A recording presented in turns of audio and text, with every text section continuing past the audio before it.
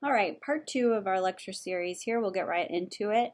Really going to focus now on some of the stigma surrounding a career in ticket sales.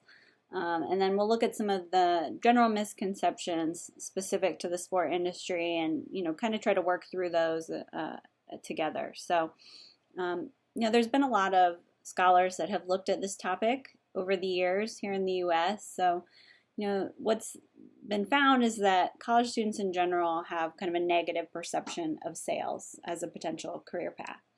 And there are a number of reasons for that. Media messaging, whether it's the way that sales professionals are portrayed in TV or the movies. Also just, environment, so the way that parents or families talk about sales as a potential career path. And just in society, kind of how we look at people in sales positions, whether it's, car salesman, insurance salesperson, whatever it may be. We certainly have a perception of sales from a young age. And that's been something that a lot of organizations have had to overcome when trying to recruit successful sales representatives, and the same is true in the sport industry. So this is a topic that I was interested in a few years back, and a colleague of mine and I actually did a study here at ISU where we did a kind of an ethnography study of an actual sales class. Just so happens to be the sales class you're taking right now. So basically what I did is I immersed myself in that sales class for the semester, and my colleague Clint was teaching it. And I just studied kind of how students responded to the content. I did interviews with students. I took a lot of field notes about what was happening in the classroom and sort of how they perceived this topic and how that changed over the course of the semester. And I think we found some really interesting things about grad students in particular. So I've shared that article with you in our ReggieNet module this week. So definitely read that and take some time to reflect on that. It might be a little bit meta since you're actually in the class right now, but I think there's some important findings in there. Okay, let's talk through some of the common misconceptions about ticket sales, and I'll try to give you maybe a different perspective than you've heard before. So number one, ticket salespeople only make cold calls to people who don't want to talk to them. I think this is a very common misconception about ticket sales in particular. This idea that the only component of the job is picking up the phone and just calling someone at random in the phone book, and that's just simply not the case, right? The vast majority of calls that are made from sport sales offices are actually not cold calls, they're actually warm calls, right? What does that mean? We'll talk a little bit more about it later this semester, but ultimately a cold call is when you're calling someone that has absolutely no connection to the team and you're just hoping that they might be interested. A warm call, on the other hand, is a call with someone who does have a connection with the team. So maybe they purchased single game tickets previously, or maybe they've been referred to you by a current season ticket holder who's shown some interest. They've mentioned to their friend that they're interested in tickets. So a lot of what salespeople are doing today is responding to those warm calls and not necessarily just cold calling folks. So I think that's an important thing to remember, that oftentimes they are talking with people who are a big fan of the team and who actually might have an interest in buying the product. To go along with that, I thought we'd do a quick activity here. So I've given you a list of tasks. Okay, so these are common tasks that salespeople do each week. I want you to take just a minute here, and you can pause the screen so that you can still see it. I just want you to jot down, using a total percentage of 100. I just want you to separate that 100% of time across all of these different tasks. So how much of a salesperson's week do you think they spend on the phone? How much time do you think they spend preparing bids, Salesforce management? You get the idea. So take a minute or two, jot down what you think or what you perceive to be how they're spending their time, and then when you come back, when you're ready to come back, jump back on, and I'll reveal to you how they're actually spending their time. Okay, I'm going to reveal. So this is a study in 2013 where some scholars actually interviewed and surveyed actual salespeople and basically asked them to detail how they're spending their time each week. And you can see here here's the percentage in terms of the percentage of time. This is hours, but if you did percentage, that would be the best thing to compare to. And yes, they do spend most of their time on the phone. So 27.3% of their time is spent on the phone. So of all the tasks, that's the one they're spending the most time on. But that's only a third of their time, right? So the rest of the time they're doing all sorts of other things, whether it's related to servicing existing accounts, planning, presenting or preparing a bid to go talk to maybe a business or a potential customer. A lot of time spent traveling, going out to lunch, meeting with potential clients, going to professional development activities. You get the idea here, right? And the point really is that these folks aren't just sitting on the phone every day. Yes, about a third of their time is spent there because that's how they're ultimately generating revenue, but a ton of other time is spent doing unrelated tasks. And I think in a lot of ways, people don't realize that the job is a little bit more layered than just sitting on the phone. Okay, common misconception number 2. Salespeople are deceptive and use high-pressure tactics to convince prospects to buy a product they don't want. I think oftentimes people think of sales professionals as people that are unethical or deceptive because all they want is to get you to sign on the dotted line and they don't care what happens after. Very much this kind of Wolf of Wall Street perception of what a salesperson is. And the truth is that just doesn't work in the sport industry, right? In the sport industry, what we want is long-term commitment, right? We don't just want to sell someone a ticket package once. We want them to renew that ticket package every year. So if you use high-pressure tactics or you're deceptive or unethical, those people aren't coming back, right? So it's not a sustainable way to sell tickets. So people working in the sport industry cannot be this way. It just doesn't work in terms of success. Now, there certainly may be a handful of these folks out there. And I can tell you from working in sales that I did come across a handful of these people. But I can also tell you that they did not last, right? Because again, this sort of behavior isn't sustainable long term and it's not going to lead to success. Okay, also wanted to share related to that some of the successful sales traits. So other folks have obviously studied kind of what are the common sales traits that lead to success. And you can see here, I'm not going to read through them all, but you can kind of get an idea of what some of those common sales traits are for the sport industry in particular. And again, unethical isn't on here. Slimy isn't on here. Deceptive isn't on here, right?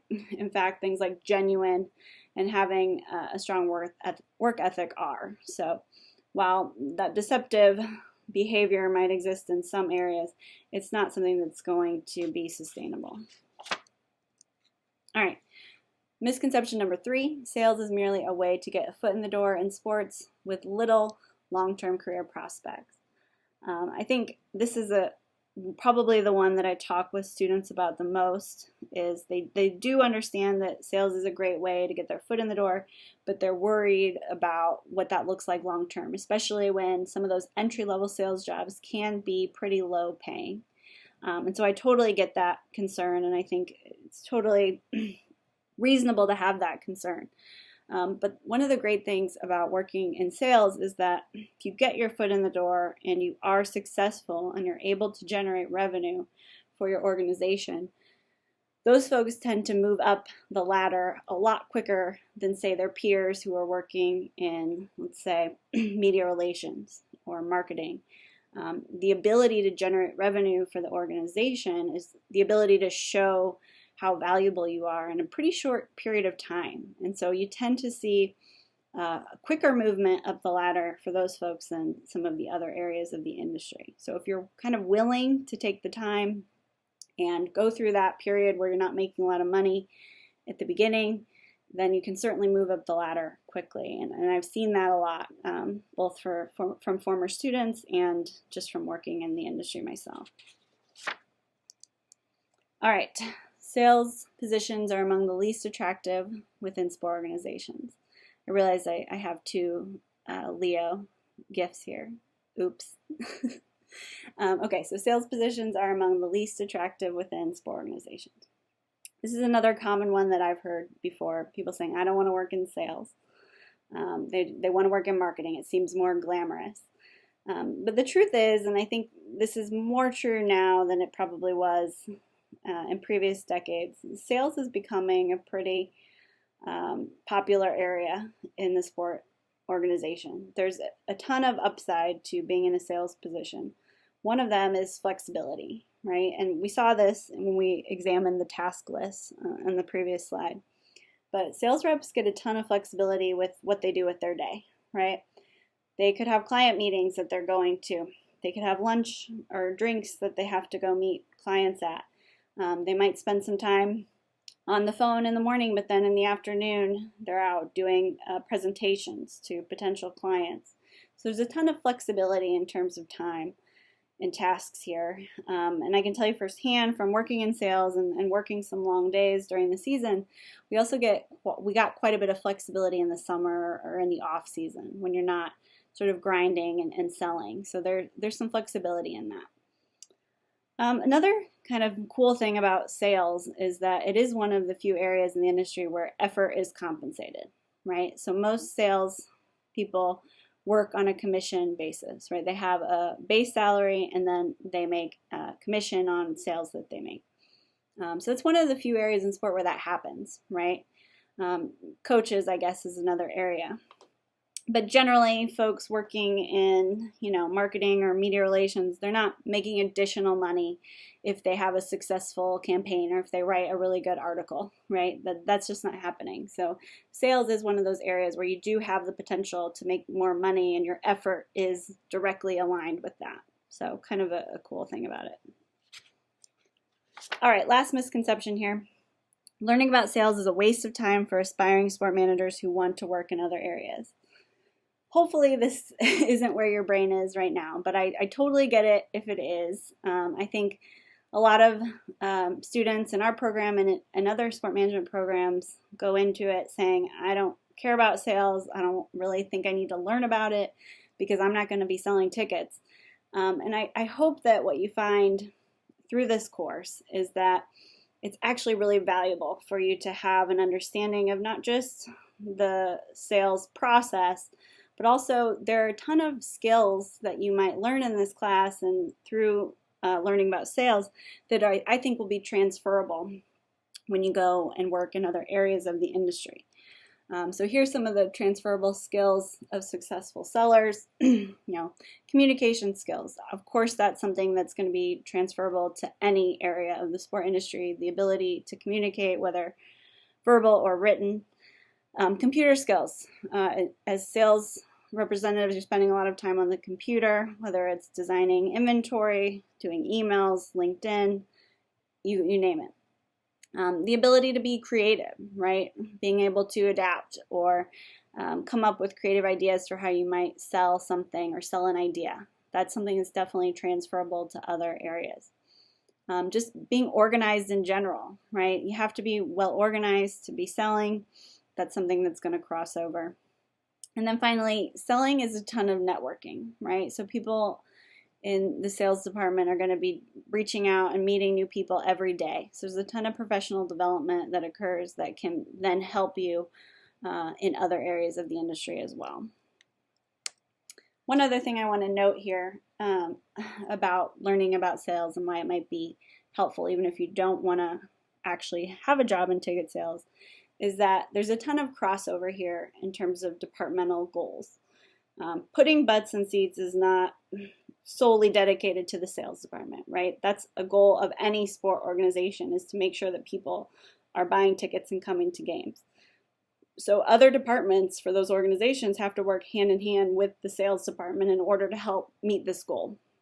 So that means if you're in marketing, if you're in event ops, if you're in media relations, if you're a coach, if you're working facility management, all of these departments have to be aware of what's happening in ticket sales in order to sort of work together and meet this sort of shared goal of selling tickets and providing fans a great experience.